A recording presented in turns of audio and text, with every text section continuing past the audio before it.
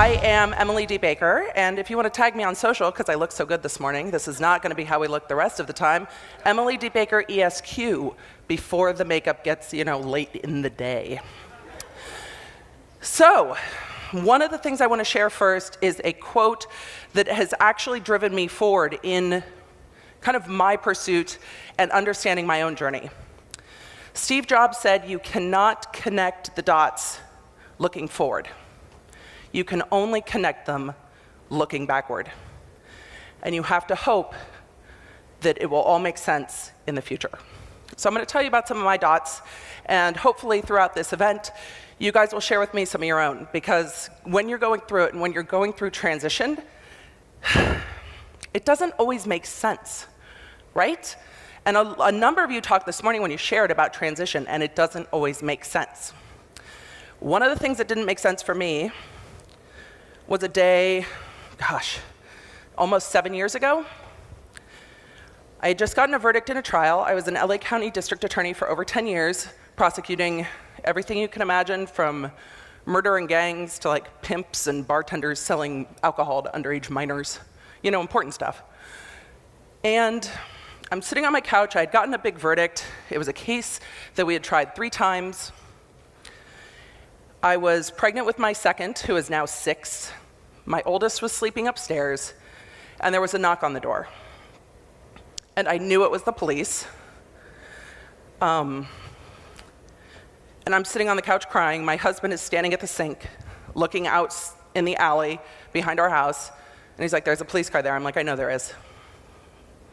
He's like, "Why is there a police car there?" I'm like, "Well, so we had that verdict today." He's like, "Right." I'm like, "We convicted Taekwon Knox." He's like, "Right." I'm like, there might have been some death threats." He's like, "What?" And I'm like, "Really credible death threats?" He's like, "Death threats?" I'm like, "I know, our kid's asleep upstairs." And I just started crying. The police came in, and they're like, "We heard about you in our briefing. Mind sharing what's going on?" So I told them about the trial. I told them about the defendant bringing, or trying to bring in razor blades during the trial, trying to attack our defendant. I told them about the fight that had happened where the victim's family, it's not bad enough to lose a member of your family in a murder, but to get rolled outside the courthouse by the defendant's family is a whole nother insult to injury. Told him about the fight. I told him about how after the verdict came down, the jury went out the back because they were afraid of the defendant's family. I told them through tears, which doesn't feel very tough, by the way, when you're sitting with cops and you're like, "I'm a GA," and you're sitting there like bawling. I'm like, "I'm pregnant, it's fine." But you're sitting there and you're like, well, there was commotion in the courtroom. They rushed us down the back stairs. I almost fell down the back stairs. And at that point, I had already been going to the doctor in the mornings because I had a high-risk pregnancy. So I was running to the doctor before I went downtown to go to court. We had a judge that was not particularly friendly to the fact that I was really sick in my pregnancies. So there were times I would be sitting in court just with a trash can. And the judge wouldn't let me use the bathroom behind the court, which is not something I always share from stage, but we're all friends here, right? We're friends. This part's not on social. So I had to use the public restroom, which is not something DAs always do. And there was a day, maybe 3 days into trial, that I went into the restroom at a break really quickly, because pregnant, always have to go to the bathroom. The defendant's mother and whole female side of the family walked into the restroom. So when I came out of the restroom, there was just a wall of women that had been sitting in court like this for days. Mind you, this is our 3rd trial, so these people now know me. And I was sitting there going, okay, well, how loud can I yell? Pretty loud. I learned that early on in my life, but I'm pretty loud. I'm like, okay. So I put my head up, I looked at them, and I'm like, I'm doing my job. And I walked straight through them and walked out. And after that point, I had to have detective detail come with me to the bathroom. So the point that the cops were at my house, I was like, okay, we're not surprised this is how this went. They left. Every patrol, I live in a pretty small town, every patrol that changed shift that night came by the house and was like, "What happened? Tell us, give us the dirt." I'm like, "We convicted Taekwon Knox. And this is what happened, and this is the story." And just because I'm sure you're all dying of curiosity, you're like, what the hell did Taekwon actually do? Taekwon committed a robbery way back in the day because he stole the victim's sidekick. Who remembers a sidekick? Right? The thing that swoops open. I never had one. I always wanted one, but the screen swooped forward and then you could like text and it had its own messaging app. The sidekick was great. Anyway, he robbed a kid of a sidekick at a bowling alley. What Taekwon failed to consider was the fact that he had been a football star at a local high school, Crenshaw High School in Los Angeles. He was getting scholarship offers from everywhere. Trust me, the defense attorneys gave us all of them. And they're like, look how great he is. He has scholarship offers. But he had gotten kicked off the football team because he had beaten the crap out of his girlfriend at a homecoming dance. Charming young gentleman, or future pro football player. So he gets kicked off, right? It's true, you know it's true. He gets kicked off the football team and turns to a life of crime. He robs these kids and they're like, we just got jacked by Taekwon. So they call the police, they're like, we got jacked by Taekwon. They put together a six-pack and they all point out this guy, they're like, no, that's who we're talking about. He gets arrested. In California, we have preliminary hearings where you go and you do the preliminary hearing first, go to prelim, seize the victims. His mother starts calling the victims, drop the charges, we don't do this, what are you doing? This is not how this works, what are you doing? They didn't. The victim, Christina Henry's mother, calls Taekwon's mom and is like, stop calling my child, stop texting my child, stop harassing my child. If your son didn't do it, trust the justice system, he'll get off. Leave my child alone. Taekwon and his girlfriend started showing up at her work, threatening her. She told the police, we're being threatened, we need to move. The police are like, they're just kids, you're all just kids. And we're talking, she was 16 at the time, but he was just barely 18. We're talking about kids. Well, this kid went to her house to kill her. She had already left for school, so he killed her mother. This case still gets me. This is why I left. This case still bothers me. So Pamela Lark was killed, 3 trials, we convict him, and the death threats. So I find myself crying, sitting on the couch, asking myself, what am I doing with my life? I am pregnant, I have a child upstairs, and I have put them at risk through this job that makes me feel like a badass. But the stress, the hours, and the danger I was putting my children in, is it worth it? And I didn't understand at the time why this trial affected me so much. As a mother, I get it now. It affects me. But that was the first dot.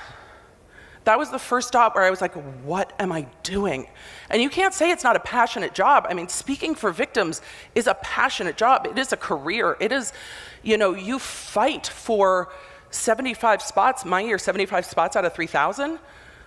And that number went up as hiring freezes started. Like, it is a career that people fight for. It is a job. I mean, we're in movies. We're not always the good guys as DAs, but like there's shows about us. It's a cool job, but I felt empty. And I felt like I was doing a disservice to myself and to my kids. But who says that? Nobody says that. That's my dream job. I went to law school, spent like $135,000 to go to law school, on top of debt from undergrad. Sure.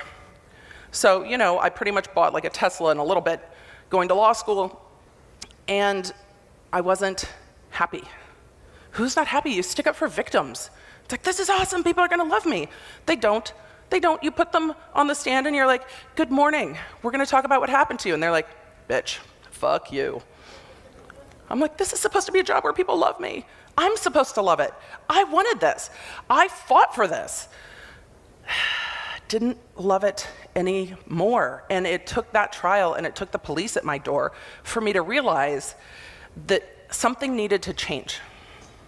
But I didn't know what that looked like, because how do you walk away from a career? Like, that's all I'd ever done. I went to undergrad. I worked at Sports Chalet. I went to law school. I became a DA. Like, there's no other experience to draw from. This is what I did. You go to a party and you're like, people are like, what do you do? And you're like, hey, I'm a district attorney. They're like, really? That's awesome. I'm like, I know, let me tell you stories. It's so much fun. I worked in Long Beach. I had cases that involved Snoop Dogg. Like, it was great. We prosecuted Coolio at Airport Courthouse. I loved it. And then I didn't. And then I was afraid, like, what am I gonna tell people I do at parties? Like, this was one of my big concerns. So this was legitimately one of my big concerns, which is stupid, but it's a concern. Can we just acknowledge that that's a concern? Like, what do you do? I'm an entrepreneur. There's a joke in LA, and it's been on Instagram a lot. Like, in LA, being an entrepreneur just is a fancy way to say you're unemployed. This is what people think. So I was trying to figure out how to connect the dots forward. And I wasn't really trusting where the journey would take me, but I was trying to connect those dots forward. And Carrie talked about it, I'm gonna talk about it too. I was at Best Year Ever, Hal Elrod's event in December 2016, and I had missed it the first 2 years because I had had 2 back surgeries. Because if you are not listening to your calling in life, and you're me, injuries are what's gonna happen. You're just injuries. So my first 3 months my first year as a DA, I tore my ACL, 2 high-risk pregnancies, and then 2 back surgeries. Like, the universe is like, girl, listen, take a minute. So after being flat on my back, taking a minute, I was like, I really need to do something else. I don't think I can keep doing this. So I finally made it to Best Year Ever because I hadn't had back surgery immediately preceding the event. And we were doing a journaling exercise outside. I'm like, what do I want my life to look like? And it wasn't huge. It wasn't crazy. I just wanted my mornings to be better. And I had done my miracle mornings, but I wanted my mornings with my kids to be better. Instead of like, mommy's gotta go, mommy's got court, mommy's got a judge, this judge is a jerk. If mommy is late, mommy is gonna get fined and report herself to the state bar. Put your shoes on, put your shoes on, put your shoes on. Please, can we go? Put your shoes on. Oh my God, why are your shoes off? I wanted my mornings to not be that. That was stressing me out. Having to be like hair, makeup, in court, on time, LA traffic. I was dropping my kids at before school care at like 7:15 so I could get to work. I was picking them up at 5:45 in the afternoon. That's a long day for little kids. And it was showing, like the stress was showing on them. I'm like, I just want my mornings to be better with my kids. And if that means that I just shift a little bit in my job, maybe there's no shifting when you have to be at court at 8:30. There's no shift, where do you go from there? So I was like, okay, this is what I want my life to look like. I can do something else. And at that event, like 3 people came up and they're like, hi, I heard you're a lawyer. Guess, not a lot of lawyers at the Best Year Ever event, by the way. Lawyers don't do this stuff. My lawyer friends think that I am at some kind of sex toys party. Like, they don't. They do. I mean, that's what they think. I'm like, no, I'm at the Passion Summit. There's a Passion, like, playground or pit or something. It's gonna be amazing. They're like, you've gone left, girl. I don't know what's happening. But they don't, this is not what you do. And when you go to events like Best Year Ever, when you come to events like this, people ask you different questions. They don't ask you, so do you want to go to major narco or hardcore crimes? And I'm like, no, I really want to go to white collar crime, because that was in the DA's office, that was my passion. Like, online cyber criminals are my jam because they're really smart. Gangsters are pretty stupid. Cyber criminals are brilliant and they're fun. And they don't try to kill you, they just try to take like your identity. Way easier to deal with. I love cyber criminals. So, but those are the questions you get asked when you're in that job. You go to something like the Miracle Morning Best Year Ever Blueprint, and people are like, what do you want your days to look like? What impact do you want to make in the world? I'm like, I mean, I put people in prison. That's impact, like off the street. But you start getting these bigger questions. Are you playing small? What do you want out of your life? And I realized that I wasn't choosing my life. I let my life kind of choose me. It's like, go to college, go to law school, prove to everybody that you're a smart badass, woo, get a job. But I never chose, and then I got pissed. Like, why didn't anybody tell me I get more of a choice than this? Why didn't anybody say, hey, it doesn't have to be go to college, get a profession, like work, retire, and then have some time to do something and hope it all goes well. And in my experience at the DA's office, not all of my colleagues made it to retirement. We had a lot of illness. I lost colleagues, oh, this is hard to talk about. I lost colleagues at 33. I have a colleague who is 46, battling stage 4 pancreatic cancer. My mentor passed away 2 months before his retirement from a really rare kidney cancer. Like, it shows you that this is not a healthy life for me, because I was not bringing passion into that job anymore. So I sat down and journaled, wanted my mornings to be better. What did that look like? And a number of people came up to me and were like, I hear you're a lawyer. Can I ask you a question? During that event, I also got Facebook messages, maybe 6 Facebook messages. Hey, I've got this really quick thing. I'm getting a divorce and he did this. Can you help? And I'm like, people don't have anywhere to go. People don't have anyone to just ask, because I'm gonna tell you guys a secret. We're friends. Phones are down. Lawyers are jerks. Not all of them, but most lawyers are jerks. And you know why they're jerks? It's because they're unhappy and they're hungry. Most of the time they're hungry and they haven't slept. So they're unhappy and they're hungry and they haven't slept. So lawyers are jerks. But you can't just go to a lawyer and be like, hey, I got a quick question for you, because they're like, look, it really depends, and we have to sit down in my office, and I have to ask you a bunch of questions. I need a $5,000 retainer. Like, you don't just get to ask a question. And I was like, you know what? That's dumb. That's dumb. Why can't we just do this differently? So I started running AskALawyerNow.info. And I run a lot through EmilyDBaker.com, helping online entrepreneurs in the online space. I love tech. I like people who are passionate about what they're doing. People who work online love what they're doing. They're like, I'm gonna change the world, and it's gonna be either like with skincare or with branding or with photography or with, crochet patterns. It can be anything, but they love what they're doing. So instead of my days going like, hi, I know we're in this courtroom, there's like 40 people around, don't pay attention to them, I'm gonna ask you about the worst day of your life, how's it going? And they're like, look, bitch, fuck you. Now I'm like, okay, so this is how we're gonna protect your business, this is how we're gonna build your empire, this is how we're gonna keep you from paying a ton of taxes. And they're like, oh my God, you're the greatest, I love you. I'm like, I love you too. Like, I actually let my clients be friends of mine on Facebook, which has never happened before in my career, because I couldn't have like social media accounts that people could find, right? Because death threats. So I really loved being able to connect with people who were doing their passion and help them protect that. And watching people choose their life and supporting them in that chosen life. And I thought about it a lot, because I told you I got pissed, and then I didn't tell you why I was pissed. When we're kids, what do people ask you about when you grow up? You can shout it out. What do you want to be? What do you want to be? And we expect kids to answer with like, doctor, lawyer, dentist. My husband's a dentist, by the way. Loves it, though. Freaking loves being a dentist. Like, loves being a dentist. But we ask kids, what do you want to be? And you expect these job title answers, right? You get the kid like my kid who's like, I want to be a Pokemon trainer entrepreneur who builds anti-gravity devices. That's my 10-year-old. Okay, sweet. But teachers by 4th grade are like, no, honey, that's not a job. We need to like pick like a thing to do for money. My kid's like, that's dumb. I'm like, right. But we don't ask kids, how do you want to be? Do you want to be happy? Do you want to be fulfilled? Do you want to be inquisitive? Do you want to explore? Do you want to travel? What do you want to know more about? What do you want to learn about in this world? What do you want to see or do? We don't ask them that. We say, what do you want to be? Like, tag yourself to this job title, make that your identity, and go. And we start this in like kindergarten, right? So I'm the mom who's like, don't answer their questions. What do you want to be? I'm not answering your question. Tell them you want to be purple. See what they do. Right? So we ask, what do you want to be? And I want you guys to start with me today, changing the dialogue to how do you want to be? Because before I could leave my profession, I had to decide how I was as a person, who I was as a person. Because before I decided that, I was a district attorney. And you can't shed an identity when it's your only identity, because it's really scary. It's really, really scary when you identify with, I'm a thing you do for money. How do you change that? And I know people knock millennials, but I think millennials get this right, because they're the first generation I'm starting to see who are like, I'm not gonna do it that way. Like, that's not my jam. But for the rest of us, I mean, I'm turning 40 today.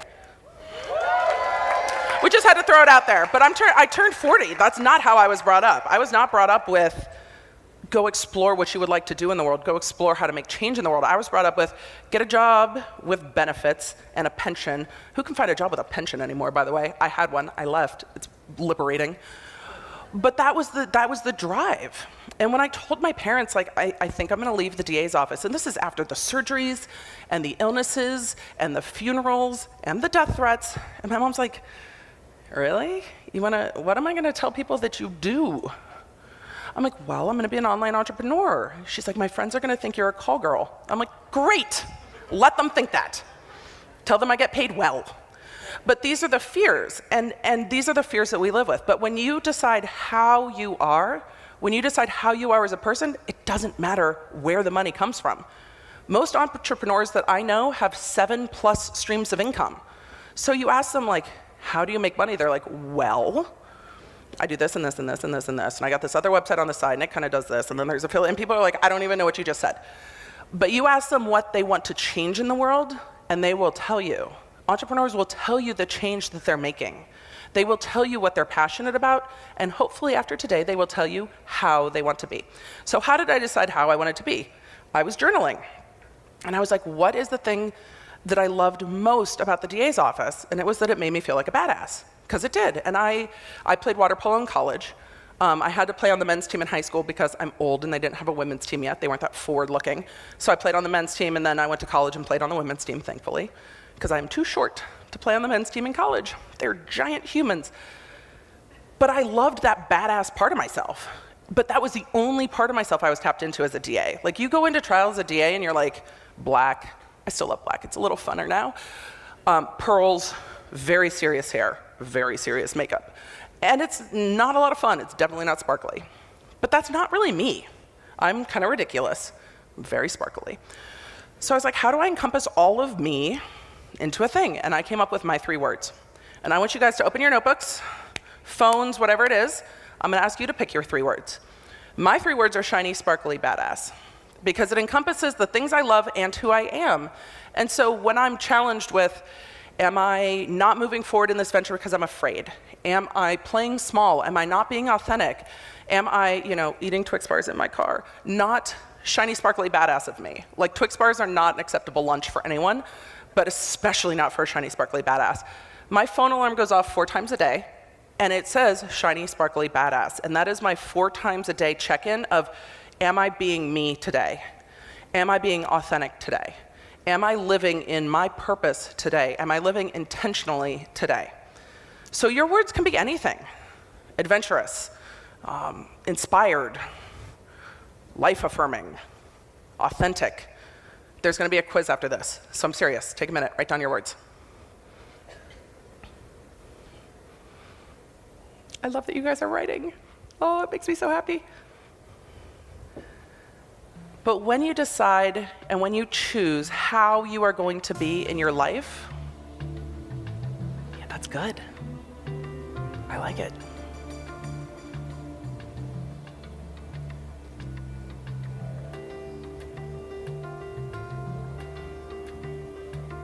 Awesome. You guys are awesome. How are we doing on words? Good? Good? We're starting to look good? It's okay. You can keep writing while I'm talking. But as you decide how you want to be, it makes it easier to be fluid with that identity. To be, what are the words? There's laughing. I'm coming back to this table. You guys are trouble. I like you. When you start asking how you want to be in this world, you really start to make yourself change. So when you start choosing the intentional life from the inside out, you don't have to quit your job tomorrow. You don't have to start an online business tomorrow. You don't have to blow up your life to be different every day. If you are living your words, it doesn't matter yet, because as you start to change from the inside, opportunities for that change and growth will come.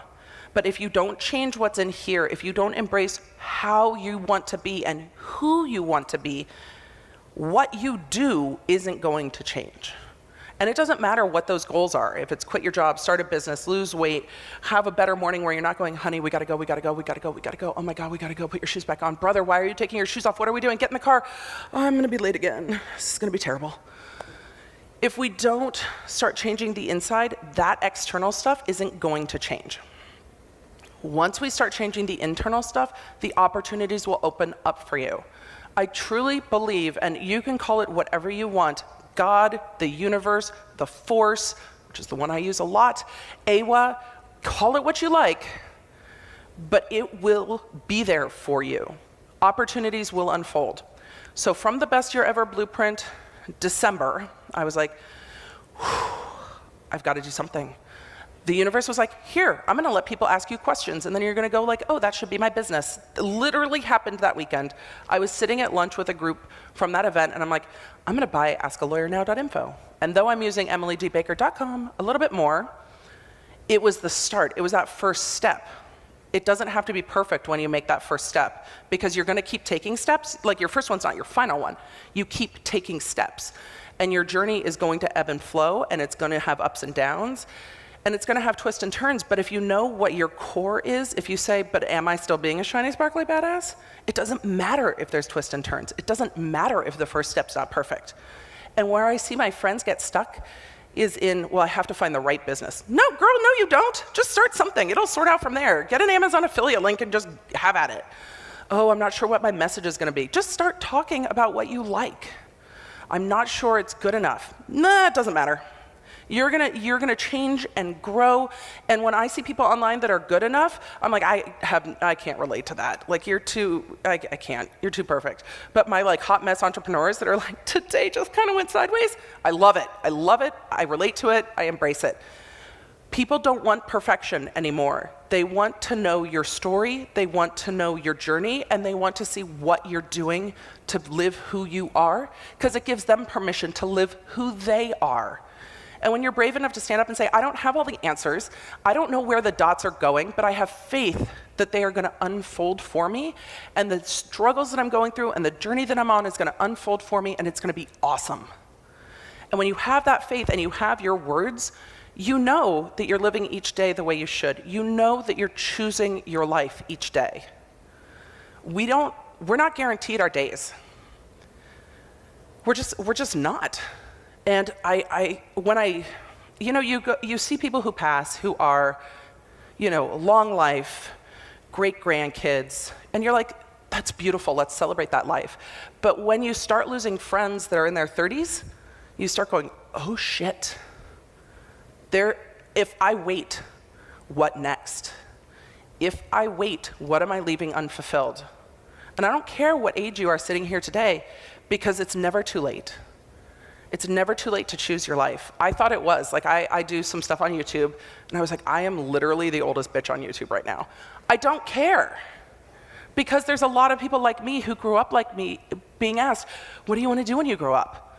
I wanted to be a dolphin trainer at SeaWorld. I didn't get to live that dream. Come on. And then Blackfish? Like, that's never happening. That's not even a retirement option at this point. But when you choose your words, it gives you that flexibility to choose the rest of your life and to make changes because you're always okay. If you have to shed an identity that's a job title, shedding it becomes very, very hard. What I want to leave you guys with before I take a minute, because I have time to ask you guys what your words are, choose your life.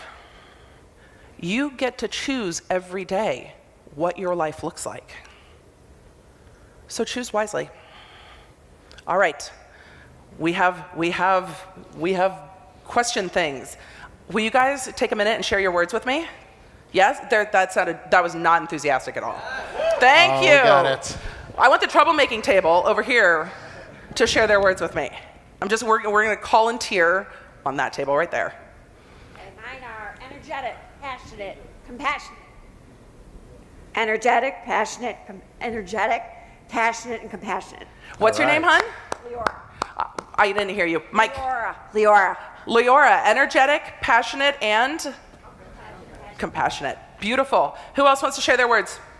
I'm going to find you all through this event and ask you. So, Healthy. I'm so glad somebody else thought this was the sex toy convention.